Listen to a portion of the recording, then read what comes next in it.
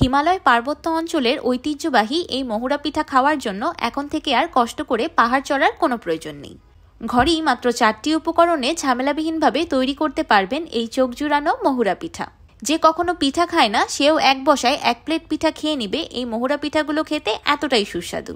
আসসালামু আলাইকুম everyone, I am chef Ishika. Welcome back to iFood channel. মহুরা পিঠা বানানোর জন্য আমি প্রথমেই একটি মিক্সিং বলে দিয়ে দিলাম 2 কাপ চালের গুঁড়ো। এবার দিয়ে দিলাম 1 চা চামচ বা স্বাদ মতো লবণ আর 1 চা চামচ ঘি। এবার হাতের সাহায্যে ঘি আর চালের গুঁড়া একসাথে খুব ভালোভাবে মাখিয়ে নিব। আমি এখানে প্যাকেটের কিনা শুকনো আতপ চালের গুঁড়াটা ব্যবহার করেছি।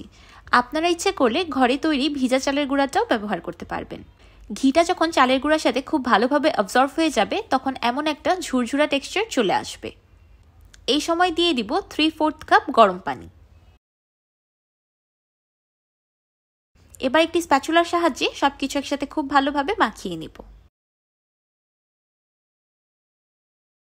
এবার হাতের সাহায্যে সবকিছু একসাথে খুব ভালোভাবে মাখিয়ে একটি ডো তৈরি করে নিব।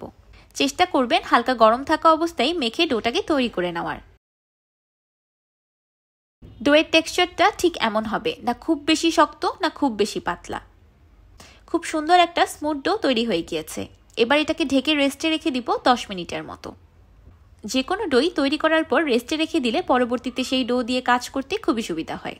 এই সময় আমি মহুরা পিঠার ভিতরের একটি মজাদার পুর তৈরি করে নিব। সেই জন্য লাগবে খেজুরের পাটালি গুড়।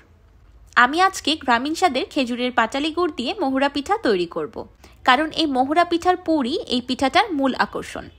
তাই চেষ্টা করবেন একদম ভালো কোয়ালিটির খাঁটি খেজুরের পাটালি গুড়টাই ব্যবহার করার। গ্রামীণ স্বাদের খেজুরের পাটালি গুড় একদম অথেন্টিক অ্যান্ড ন্যাচারাল।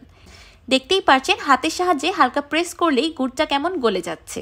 অরিজিনাল পাটালি গুড় ছাড়া এটা কখনোই সম্ভব না। আমি 1/4 কাপ পাটালি গুড় ছোট ছোট করে কেটে নিয়েছি। এবার একটি প্যানে দিয়ে দিলাম 1 কাপ তাজা নারিকেল কোড়ানো। এবার চুলার মিডিয়াম হিটে নারিকেল কোড়ানোটাকে ভেজে নিব। ততক্ষণ পর্যন্ত ভাজতে থাকবো যতক্ষণ পর্যন্ত নারিকেলের ময়েশ্চারটা খুব ভালোভাবে শুকিয়ে ঝরঝরে হয়ে না আসে। নারিকেলটা যখন এমন ঝরঝরে হয়ে আসবে তখন দিয়ে দিব খেজুরের পাটালি গুড়। গুড়টা আমি 2 বারে অ্যাড করব যাতে গুড় থেকে পানি ছেড়ে মিশ্রণটা আঠালো না হয়ে যায়। মহুরা পিঠার এই পুরটাই এই পিঠাকে সব পিঠা থেকে খুব বেশি আলাদা করে। মহুরা পিঠার পুর খুব বেশি ঝরঝরে ও ক্রিস্পি ধরনের হয়ে থাকে। আমি বাকি অবশিষ্ট গুড়টাও দিয়ে দিলাম। এবার মিশ্রণটাকে রান্না করতে থাকবো গুড়টা মেল্ট হয়ে আসা পর্যন্ত। খুব সুন্দর একটা ঝরঝরে পুর তৈরি হয়ে গিয়েছে। এই পুরটা যখন ঠান্ডা হয়ে যাবে তখন হালকা মুচমুচে হয়ে যাবে। এবার এটাকে সাইডে রেখে দিচ্ছি।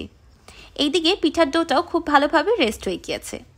এবার এই ডো থেকে ছোট ছোট করে লেচি কেটে পিঠাগুলোকে তৈরি করে নিব। এই মহুরা পিঠার শেপটা খুবই ইউনিক, কিন্তু বানানো খুব সহজ।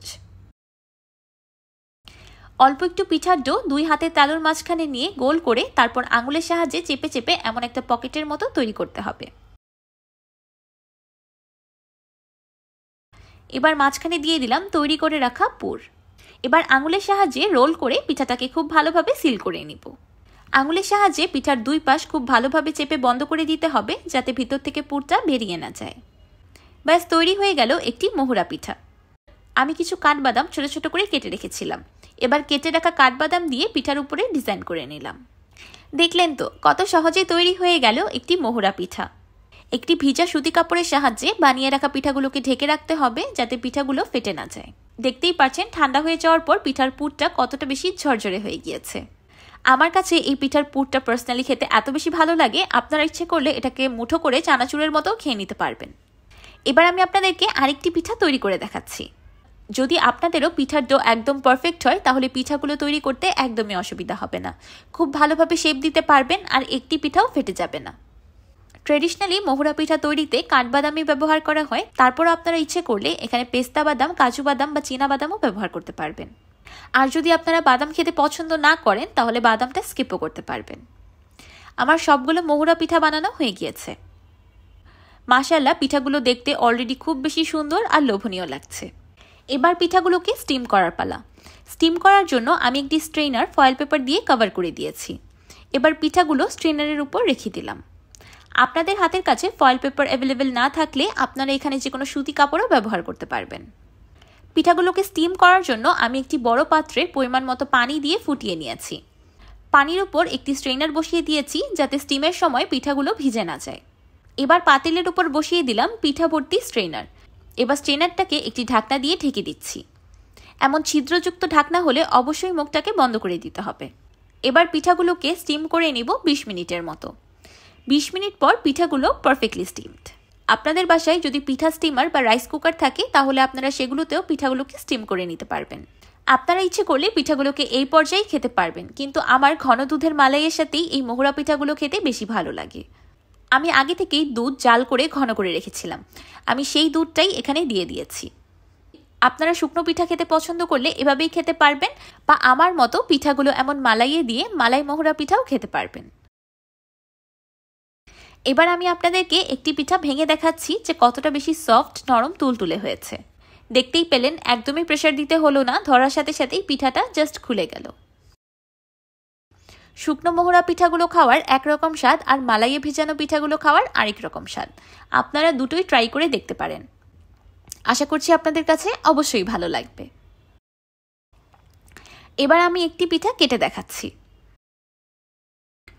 হিমালয় পার্বত্য অঞ্চলগুলোতে এই মহুরা পিঠা তো খুব বেশি জনপ্রিয়, তাই দেরি না করে ঘরে বসেই নিন ঐতিহ্যবাহী এই পাহাড়ি পিঠার স্বাদ।